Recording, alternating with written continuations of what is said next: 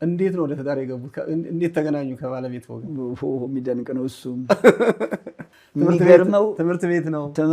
ትምህርት ላይ እያለሁ ገና 8ኛን እንደጨረስኩ 1 ዓመት አቋርጫለሁ ትምህርት።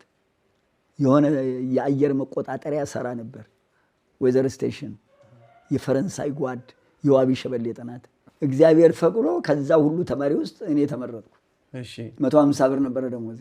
በዛን ዘመን 150 ብር ማለት በአሁኑ ምናልባት 1,500,000 ብር ሊሆን ይችላል። አዎ 150 ብር በአሁኑ ገለባ በሆንበት ሰዓት። የሚያሳዝንህ የሚገርምህ ከዛ ሁሉ ተማሪ ተመርጬ በጠባይ እሱ ያስተብዬ ተሰጠኝ። ያችን ለማጠራቀምና ወደፊት ትምህርቴን ለመቀጠል 1 ዓመት አቋረጥኩ። በዛን ወቅት ከተማ ውስጥ አለሁበት ከተማ ከ1 እስከ 8 ነው ትምህርት ቤቱ። ትልልቅ ሰዎች፣ የዶሮ ባራምባራሶች፣ ደጃዝማቶች፣ በጣም ትልልቅ ሰዎች አሉ። እነኛ ሰዎች አመት በዓል ሲመጣ ዶሮ ይረድ ተብዬ የምጠራው እኔ ነኝ። በግም ማርደው እኔ ነኝ። በጣም የምወዳቸው የትምህርት ቤቱ ዋና ጸሐፊ ቤተሰቦች በጣም ይወዱኛል። መተህ በግም ዶሮም እንድታድር ተብዬ እጠራለሁ። አሁን 150 ብር ደሞዝተኛ ነኝ። 6 ዓመት እንጀራ ጋግሬያለሁ እኔ በራሴ። ሲሄድ ሰራተኛ ቀጥረሃለሁ ያሉኝ።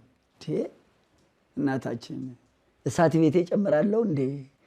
ሴት ከገባች በወጉ ነው የምትገባው። አላረገውም። አሁንም እየጋገርክ ነው 150 ብር እየበላ አሉኝ። አዎ በልጄን ሰጥቻለሁ አሉኝ። የሚገርመው አሁን ይሄ ሲሆን ሲልብ አድርጉ እናንተ። ልናገር የነበረው ልጫወት የነበረው ሁሉ ጠፋብኝ። ላባ ሰመጠኝ። ደንግጬ ቁጭ አልኩ። የጠዱልኝን ትንሿ ብርጭቆና ደግሞ የትም ቦታ በሄድ የሚገርማችሁ ደግሞ እኔ ማን እንደሚነግራቸው አላቅም። መጠጥ እንዳልከብድበት ይሁን እኔ አላቅም። መድኃኒዓለም እንዴት እንደሚጠብቀኝ ምንም ቦታ ልሄድ በትንሽ ብርጭቆ ወይ በትንሽ ቀል ነው ጠላ የሚሰጠኝ። እሱንም አልጨርሳትም፣ ቀመስ ነው ማድረገው፣ ያውም ጠበል እየተባለ ስለሚሰጠኝ በትንሿ እንዴት አድርጌ ብድግ አድርጌ ልጠጣው እጄ ሁሉ ተንቀጠቀጠ። በኋላ እሳቸው ወደ አወቁብኝ እንደደነገጥኩ። በኋላ እሳቸው ወደ ጓዳ ሲገቡ በሁለት እጄ ያዝኩና ብርጭቆዋን ጠጥቼ ጫማቸውን ስሜ ወጣሁ። 61 ዓመተ ምህረት ሰጡኝ። 62 ዓመተ ምህረት መስከረም 4 ቀን ተዘጋጅተህ ውሰድ ተባልኩ። 62 ዓመተ ምህረት መስከረም 4 ቀን ጋብቻዬን ፈጸምኩ። 62 እንግዲህ 62 63 9ኛ ክፍል ትምህርቴን ቀጠልኩ። ያጠራቀምኳትን ገንዘብ ይዤ እንደገና ወደ ትምህርት ገባሁ። በጣም የሚገርም አሰራረስኩ በጥሩ ውጤት። ምስጋና ይግባው። በትምህርት ቤትም 1ኛ 2ኛ ነው የምወጣው። ቀን ሳጠና አልታይም። ሳብድ ኳስ ሲጫወት ነው፣ ሩጫ ነው፣ ኳስ ነው እንዴ። ምስጋና ይድረሰው ለእግዚአብሔር እኮ እኔ መድኃኒዓለም ምስጋና ይግባው። ሮጫለሁ፣ ኳስ ተጫውቻለሁ። እግር ኳስ ደግሞ 5 ቁጥር ከበድ ሲለን ቡድኑ የሚገጥመን ቡድን 5 ቁጥር ነው የምገባው። መሀል ገብቼ ግራና ቀኝ በሁለቱም እግሬ ነው የምጫወተው። አከፋፋይ ነው። ደከም ያለ ከሆነ ግን 7 ወይ 11 ነው የምገባው። ምንም ልምታት አይኔን ጨፍኜ ልምታት ግብ ሳላገባ የወጣሁበት ቀን የለም። በዛው ላይ አስቀረኝ ፈልጎ ነበረ ጨዋታውና ምኑ። በኋላ 78 ዓመተ ምህረት አዲስ አበባ ተጫወትኩ። 77 ገባሁ። 78 ላለሁበት ማህበራዊ ጉዳይ ተጫወትኩ እግር ኳስ። የዋንጫ ዕለት ዋንጫ አገኘን። የዋንጫ ዕለት በሙሉ ይሄ ሰማያዊ የሰፋ የካዲዎች ልብስ እግዚአብሔር የለም የሚሉት ለብሰው መጡ። እኔ ብቻ ካኪ ለብሻለሁ። በቃ ቆረጠልኝ እግር ኳስና ሩጫ። ከነኚህ ካዲዎች ጋራ እግዚአብሔር የለም ከሚሉ ጋራ ነው ለካ የምጫወተው። ምን ክብር ላገኝበት። ምናልባት ውጭ ሀገር ያለው በሩጫው ወይ በእግር ኳሱ ነበረ ምኞቴ ውጭውን ለማየት። አበበን እኮ ተካለውል ነበር የሚገርመው አበበ ቢቂላ። አዎ ልብሱን ይማርና ቆረጠልኝ። እግር ኳሱን ተውኩት። ይኸው ልብ አድርገው። አሁን ቅስናዬን ተቀብያለሁ። ከዛ አዲስ አበባ እንደገባሁ ወንጌል ማስተማሪያን ጀመርኩ። ዝም ብዬ ታቦት ወጣበት። ታቦቱ ሲገባ ዝም ብዬ ሳስተምር በኋላ በየቦታው መጋበዝ ጀመርኩ። ከዛ ውጭውንም አለማየሁት በወንጌሉ። ለካ በእኔም መንገድ አለ አለኝ እኔ መድኃኒዓለም። አባታችን አቡነ ኤፍሬም እንዲህ አድርገው ቀስ ያኛው ድቁናው ከብዶኛል ስላቸው እንደገና ቅስናውን እጄን ጎትተው መቅደስ ጨምረው ቅስናዬን ተቀበልኩ። ከዚያ በኋላ ይኸው እንግዲህ ማጥመቁን የጀመርኩት ገና ዲቁና ላይ እያለሁ የታመመ ሰው ልጠይቅ ሄጄ መስከረም 14 ቀን 67 ዓመተ ምህረት ጮኸ። ለመጀመሪያ ጊዜ ታዘዘልኝ።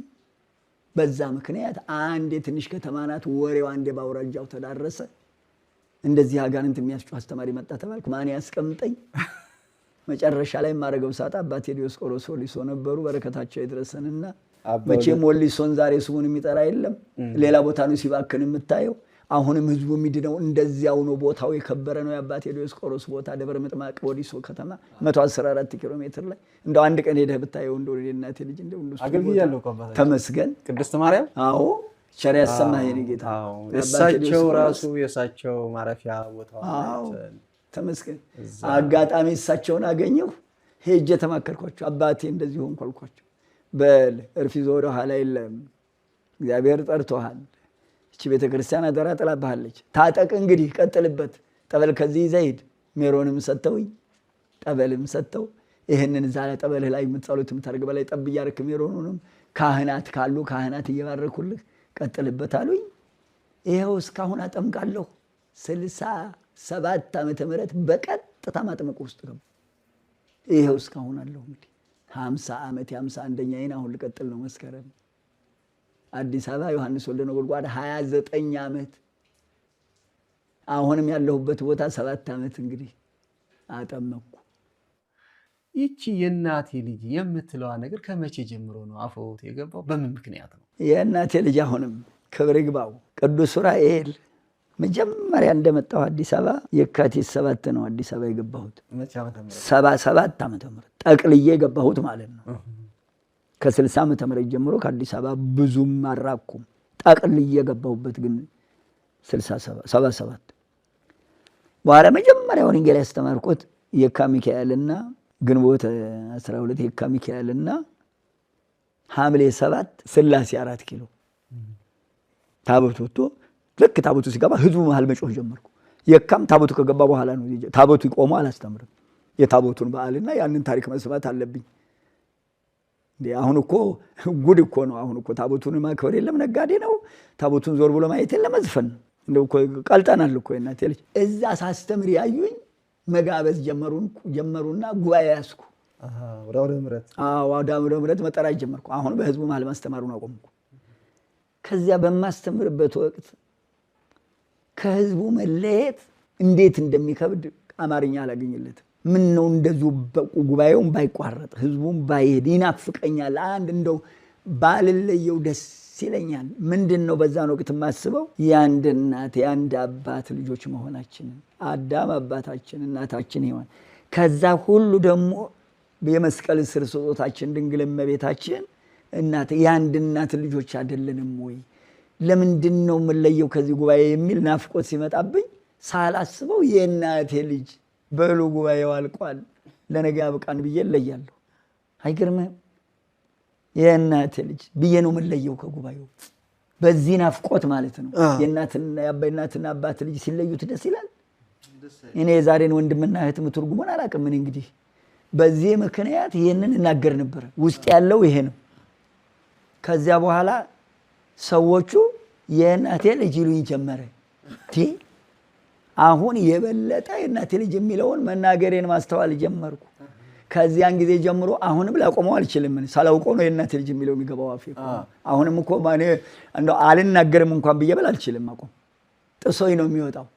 ደግሞ የእናቴ ልጅ የምልበትን መስመር የሚያስይዘው ራሱ ነው መድኃኔዓለም የኔ ጌታ። በዚህ ምክንያት ነው የጀመርኩት። የእናቴ ልጅ እኔ በአንድ ነገር አዝናለሁ። ክፋታችን አሁን ከአጋንንት በልጧል። ምናልባት ዲያብሎስ ክፉ የሚሰሩትን ሰዎች በዚህ ዘመን ክፉ ሲነጩን ዓለም የሚሰራውን ክፋት ይወት በዚህ ዘመን ክፉ የሚሰሩትን ሰዎች ዲያብሎስ ማመለከቻ ሳያስገባ አይቀርም ብዬ አምናለሁ። ምን ብሎ እንዳትለኝ ማለትም አይቀርም። እንደ እናንተ ሰዎች እናንተ የምትሰሩትን ክፋት እኔ አላውቀውም፣ እባካችሁ ማሰልጠኛችሁ ነው የትምህርት ቤታችሁን አሳዩኝ ሳይል ይቀራል ብለህ ነው።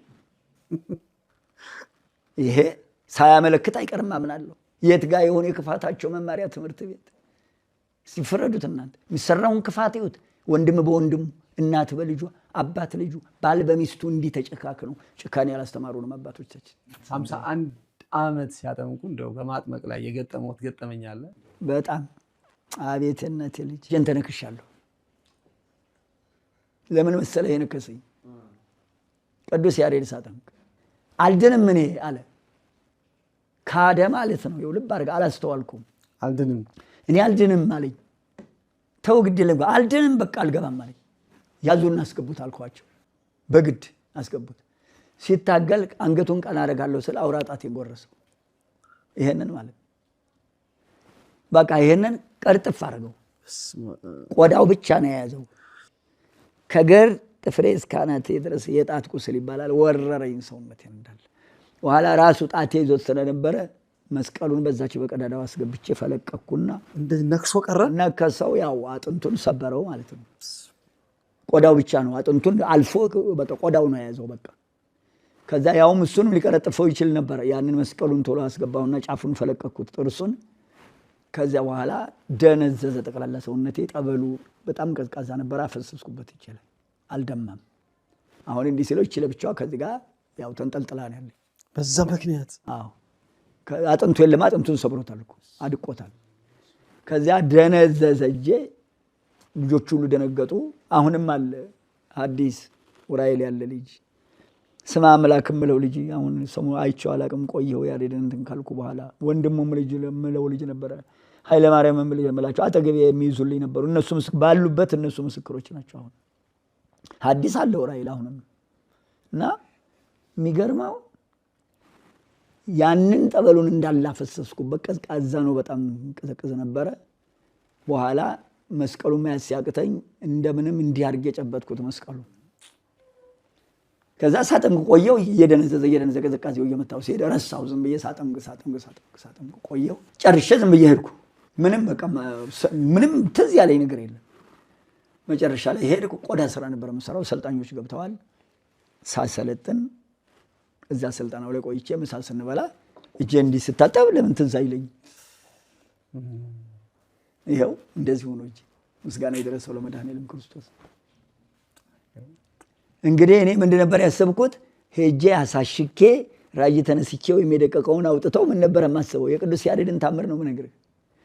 ሲሄድ እንዲህ ስል ብቻ ትዝ አለኝ እንጂ እጄ ያው ነው። እንዲህ የሚያስኩት ያ እንደዛ ጥልጥል ብሎ የነበረው ምስጋና ይግባው በህይወቴ ውስጥ ይሄ ለማንም ተናግሬው አላውቅም። ያ ልጅ ያውቃል። ሐዲስ ከዑራኤል አይጠፋም። እና እነሱ ያውቁ ነበረ፣ ተደንቀዋል። ምስጋና ይግባው ይሄው እጄ አለ። ይሄ ከባዱ ፈተና ነበረ በማጥመቅ ውስጥ የደረሰብኝ። በ63 ዓመትም በማስተማር ቆይተዋል እና በማስተማርስ እንደው ሲያስተምሩ ከሀገር ሀገር ክፍለ ሀገር አዲስ አበባ እኛ እንኳ እንዲሁ አልፎ አልፎ የምንሰማው ዘናም ትንሽም እንደው እንደማዝናናት የሚያደርጉን ነገሮች እንሰማለን። የእናቴ ልጅ እንደዚህ ሂደው እንዲህ ሲመለሱ እኔ የሰማሁትን ልንገሮትና ሰው ደግሞ ይነግሩኛል። አንድ ጊዜ ከደሴ አዲስ አበባ አገልግሎት ጨርሰው ፈጽመው ሲመጡ እንደ ዛሬው መንገዱ ያኔ ቀን አልነበረ፣ ሙሉ ቀን ነበረ። ሙሉ ቀን ነበርና ከደሴ ተነስተው አዲስ አበባ እዚህ ወደ መገናኛ አካባቢ መኪናው ወረዱ ብሎ እዛ ከወረዳችሁ በኋላ ቀርቀሃ ይዘዋል መሰለኝ እና መስቀልም ይዘዋል። የገጠር ሰዎች ናቸው ምናምን ብሎ ያው ከደሴ ስለመጣ መኪናው ዱርዬ ከበብ ያደርጋል መሰለኝ። የእናቴ ልጅ እርሷ አውቀውታል።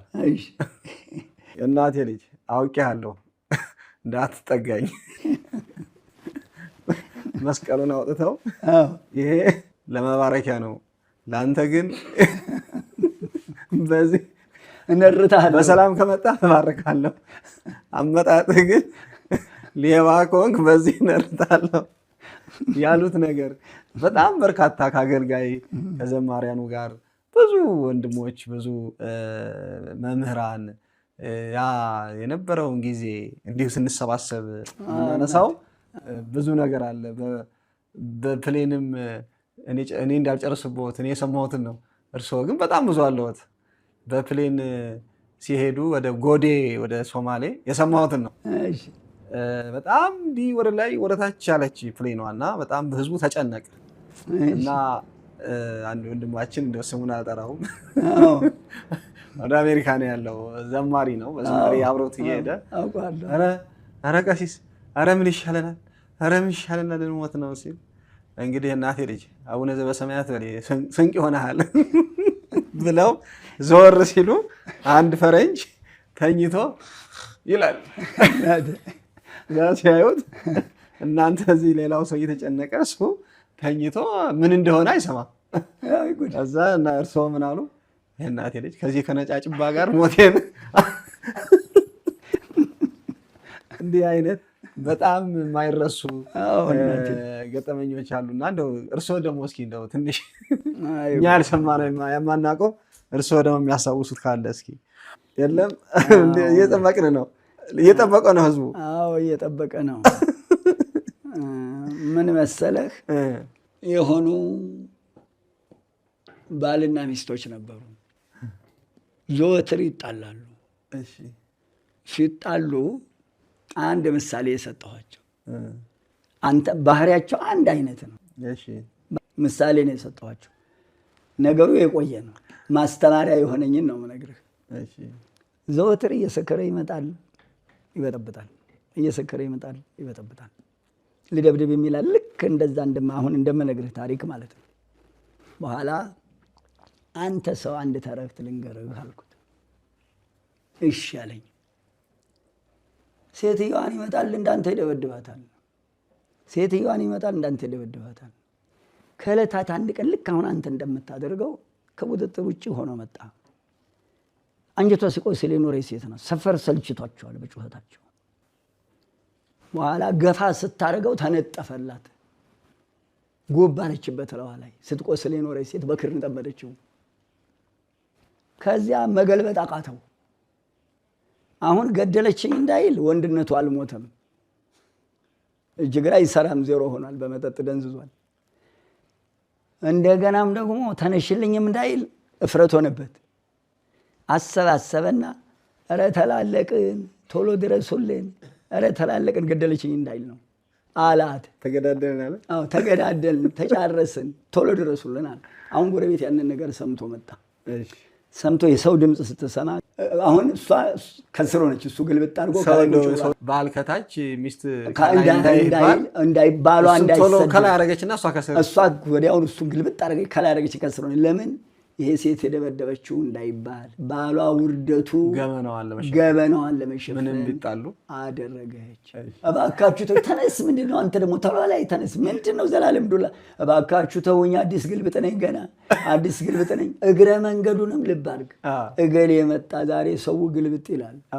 እንዲህ ያለ ነገር ታየ፣ እንዲህ ያለ ቦታ ታምር ታየ። ግልብጥ፣ አዲስ ግልብጥ። ባየነው አዲስ ነገር ሁሉ አንገልበጥም ብዬ አስተምሬበታል። አዎ ይሄ አስተምሮበት በህይወቴ ሽማግሌዎቹ እስከሚደነቁ በሳቅ ከመመለስ እስኪያቅታቸው ድረስ ነው የሳቁት። በዕለቱ የነበሩ ሽማግሌዎች ያስታረኩበት ማለት ነው። በዚህ ትንሽ ተደስቼበታለሁ። አዲስ ግን ብትነርትህስ ኖሮ እንደዛ አድርጋ ብዬ ስል ሽማግሌዎቹ ሁሉ ስቀዋል። እኔ ቦታውን እንደው እርስዎ ያስታውሱትና ዛሬ ድረስ በአገልጋዮች የማይረሳ እንደዚሁ አለ። አንድ ሚስት ለአንድ ወንድ ለአንድ ባል ልክ ለአዳም ሔዋን እንደተሰጠችው ለሔዋንም አዳም እንዳለችው አንድ ባል አንድ ሚስት ነው፣ አንድ ሚስትም አንድ ባል ነው። እንደው ከአንድ ሚስት በላይ ያለው ይኖር ይሆን የእናቴ ልጅ ሲሉ አንዱ እጁን አውጥቶ ምን ነው ሲሉት ኧረ እኔ 3 ሚስት አለኝ ሲል ምንድን ነው ያሉት? ምን ብዬ ይሆን? ህዝቤን ልቀቅ ይልሃል እናቴ ልጅ።